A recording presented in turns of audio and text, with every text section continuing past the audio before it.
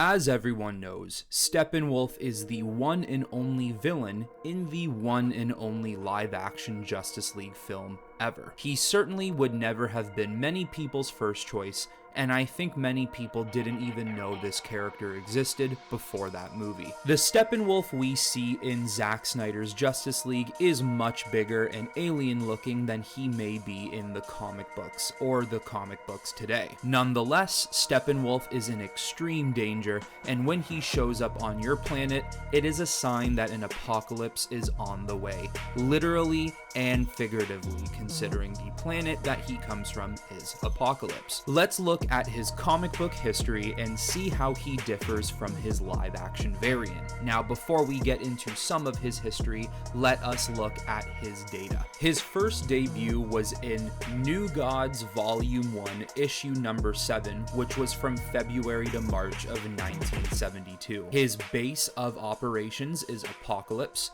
He is 6 foot on the dot, weighs 203 pounds, his eyes are black and his hair is red.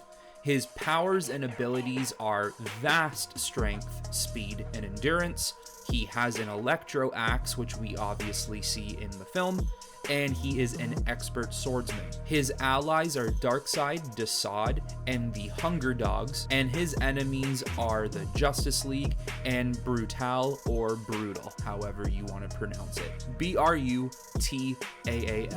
Steppenwolf, the uncle of Darkseid. That is how Steppenwolf first debuted and was introduced, just as it was briefly mentioned in the Justice League film. Steppenwolf is a new god and the younger brother of Hegra, which is Darkseid's mother.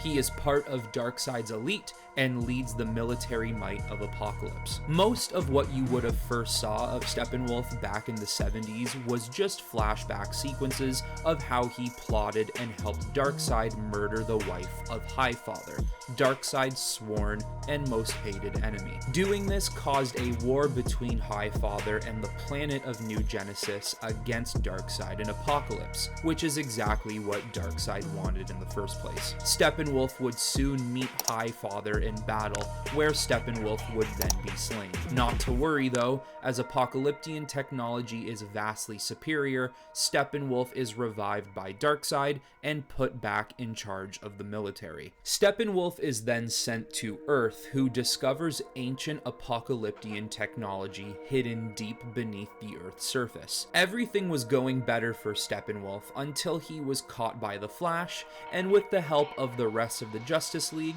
he was defeated and captured. It's not until some time later Steppenwolf reappears as a member of a group called the Darkseid Club, a club of Apocalyptians and loyal servants to Darkseid who are constantly searching for others to pledge themselves to Darkseid. Steppenwolf is then killed by Clock King, who then turns the Darkseid Club into his own brainwashing center for metahumans. Right off the bat, when you look at the beginnings of Steppenwolf, who he was and how he was created back in the early 70s and 80s, this is not the Steppenwolf we know, especially from the movie we've seen, running an illegal fanboy club to Darkseid on Earth, and then dying to a vastly inferior character like Clock King. So let's get into more of the Steppenwolf character that we are familiar with the conquest of Earth 2.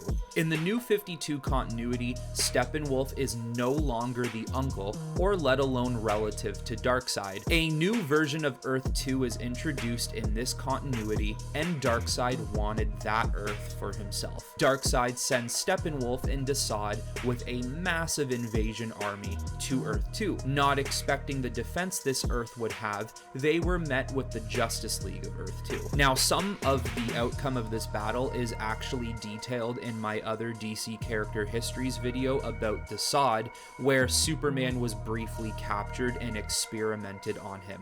Check out that video when you can. Cyborg of Earth 2 was capable of reprogramming the boom tubes and sending them to random locations to slow down and or stop the invasion of Steppenwolf and the parademons. Unfazed by this, Steppenwolf continued his conquest and actually managed to kill Earth 2 Superman and Wonder Woman, but this is just before Batman sacrifices himself to spread a virus among the parademons. Without the boom tubes to get back to Apokolips and the parademons slowly dying of disease, Steppenwolf was stranded on Earth 2. Due to the experimentation of Superman thanks to Desaad, that information and data was then sent back to Darkseid. Darkseid in turn creates a clone of Superman, calling him Brutal or Brutal. I'm gonna call him Brutal because it just sounds a little bit different. He was a splitting image of Superman and even had a perfect copy of his memories. Brutal was then sent to Earth to assist Steppenwolf,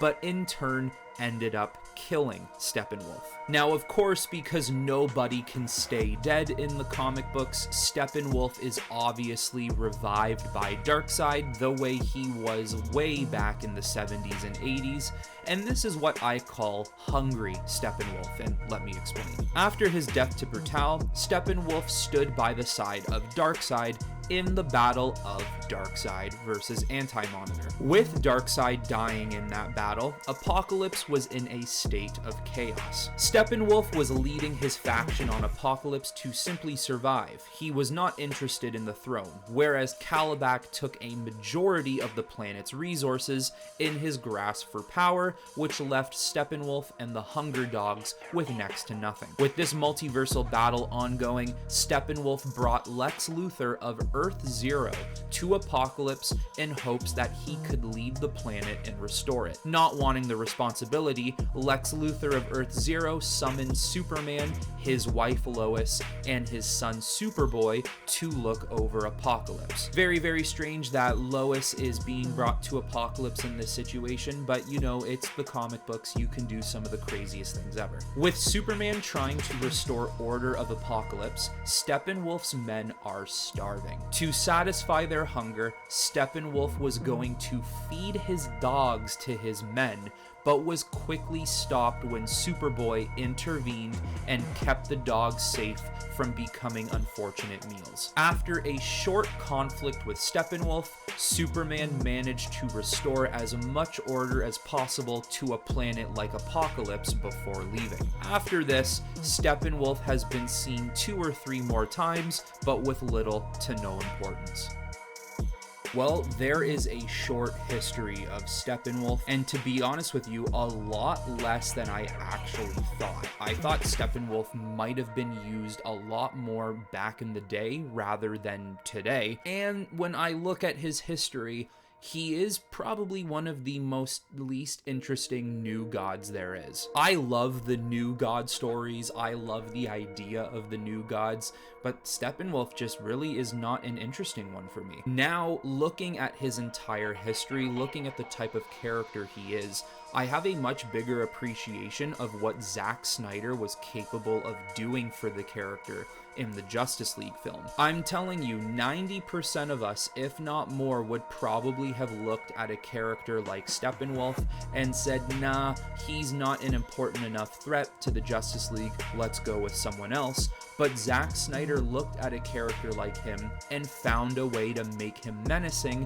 and just much more scarier and cooler than his comic book counterpart. The best story of Steppenwolf here is when he takes over Earth 2 and defeats Superman and Wonder Woman. Other than that, there's not much to him. And clearly, even moving into the rebirth phase of DC, Steppenwolf does not seem to be a main character at all, and they don't seem to have any interesting stories for him either. So overall, when we look at the Steppenwolf character, I think we should just draw back to who he was in the film rather than looking at who he has been in the comic books. But anyways, everyone, that is it for this DC character history Mysteries video. I hope you all enjoyed it, and if you are interested, I have an entire playlist of other videos similar to this, all about different DC characters, so make sure you check them out when you can. But that's all I got for you guys on this one, and until next time, I will talk to you all very soon.